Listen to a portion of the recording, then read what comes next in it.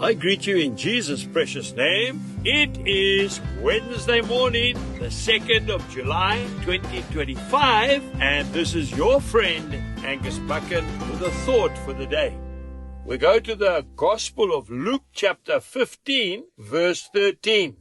And not many days after, the younger son gathered all together and journeyed to a far country, and there wasted his possessions with prodigal living.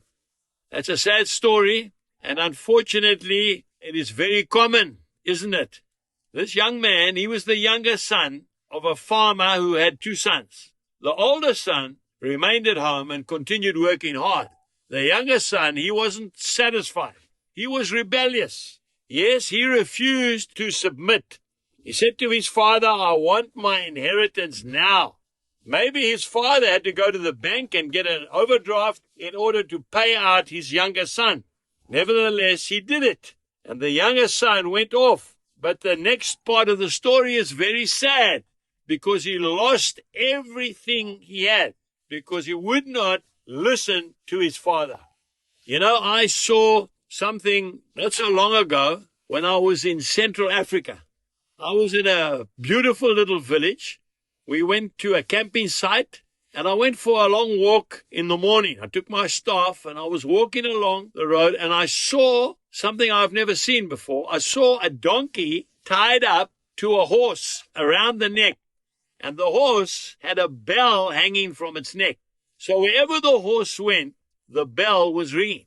And I wondered, being a farmer myself and being a horseman, having Snowy, the horse, and I wondered what was going on. I could see the donkey was not very happy at all, but the horse was continuing to graze, and the two of them were pulling each other along.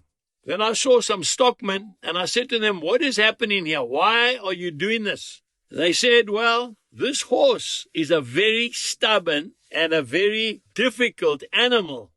And of course, these people in these rural areas had no fences to keep their animals in. So the horse would be off running away. So they tied the horse to the donkey, and the donkey lived in that village, and he wasn't going to run away. And I said, how long do you do that for? They said, up to 3 months. And then eventually they release the horse from the donkey, and that horse doesn't run away.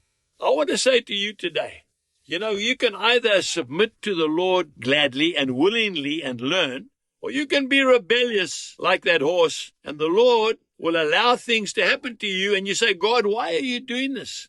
No, God's not doing it. You are bringing it upon yourself because you will not submit to the principles that the Lord has put in the Bible for us.